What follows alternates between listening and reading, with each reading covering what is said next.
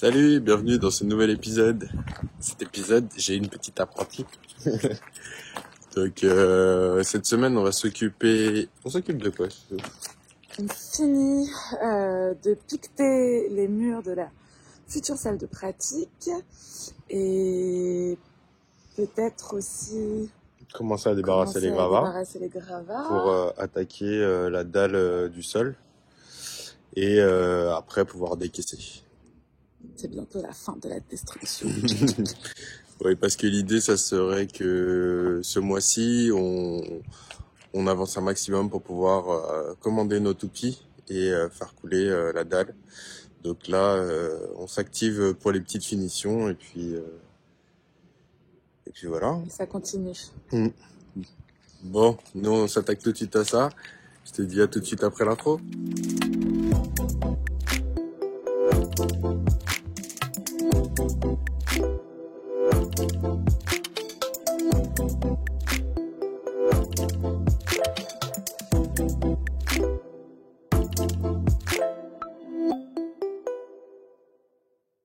Comme tu peux voir, on peut apercevoir que le mur il est humide et en fait on s'est rendu compte que il y avait la gouttière qui était pas très bien emmanchée et en fait le mur boit depuis quelques mois sûrement ou peut-être quelques années, je sais pas.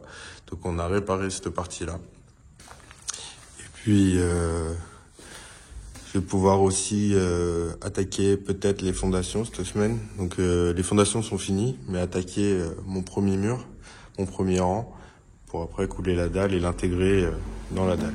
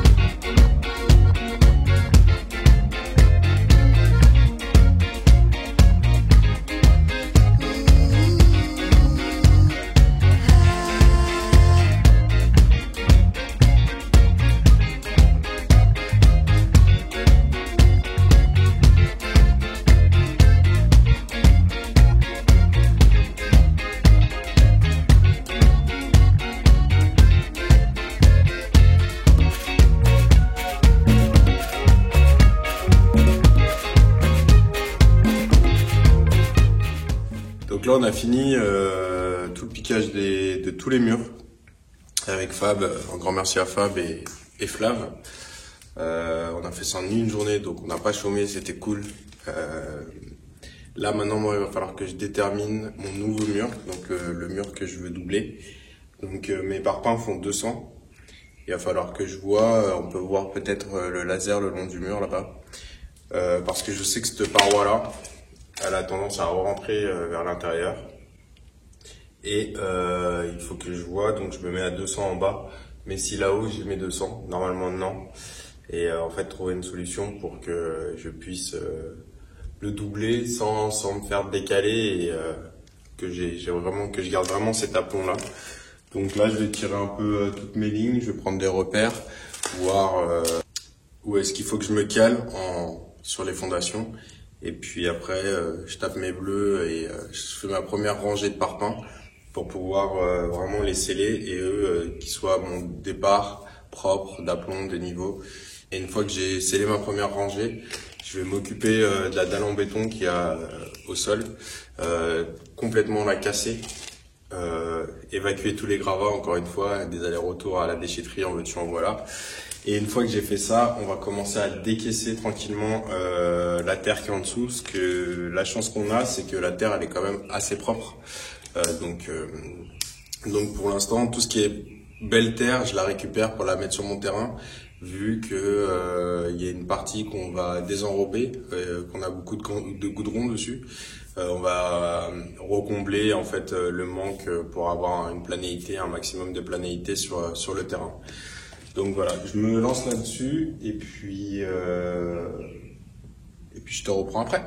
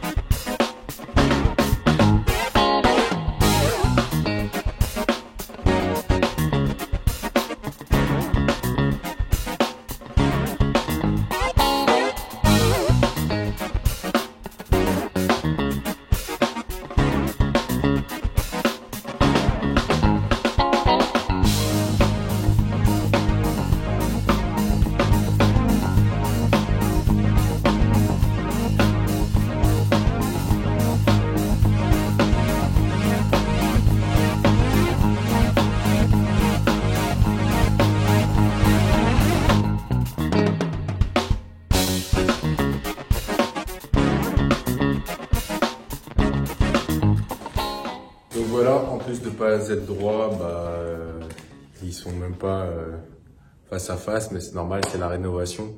J'ai mes 20 cm, j'ai même plus là-haut, donc ce côté-là s'enfonce vers l'extérieur. Et par contre, de l'autre côté, j'ai 15 cm, donc il manque 5 cm. Donc il va falloir que je trouve le juste milieu pour que je puisse mettre mes 20 de parpaing et être au plus près du mur pour garder un maximum de superficie à l'intérieur. Donc là, je trace mes lignes à la bombe, comme tu as pu voir. Comme ça, je tire mon laser dessus. Je fais un deuxième contrôle au niveau de la partie haute du mur. On commence tranquillement à aligner les rangs, voir comment ça rend.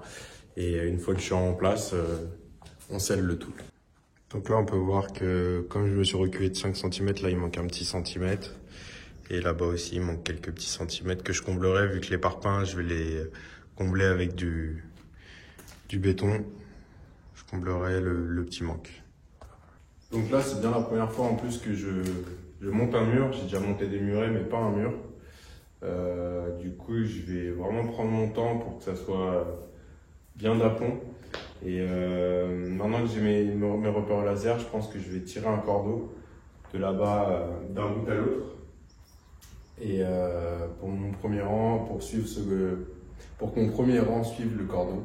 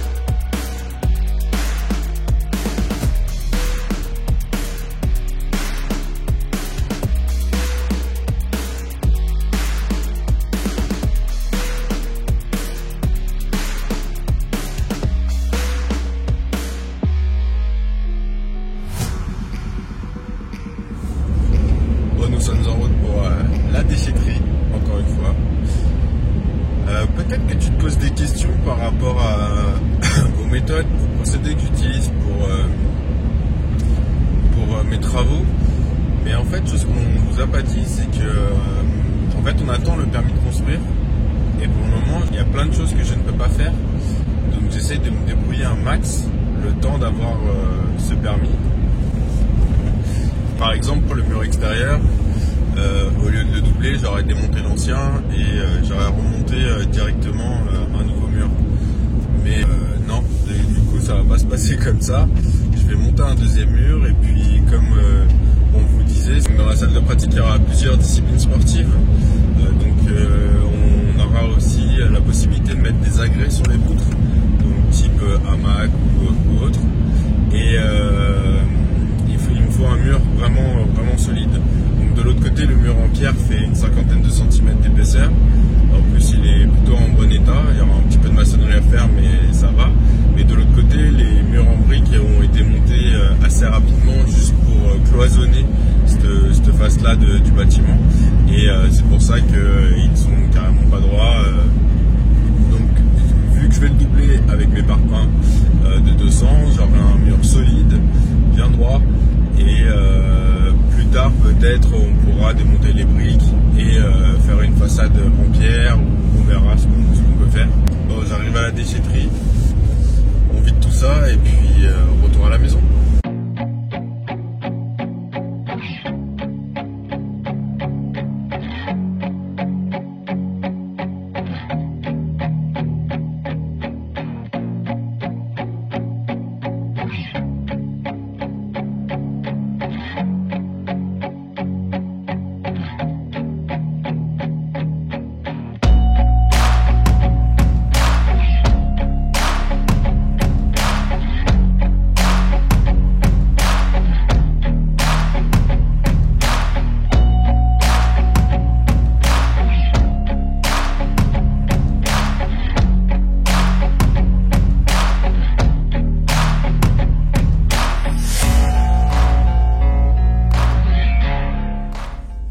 Tiens, et dites-nous dans les commentaires si vous êtes plutôt de la team déchetterie ou de la team benne, que vous louez plutôt une benne, comme ça vous ne prenez pas la tête à faire des allers-retours.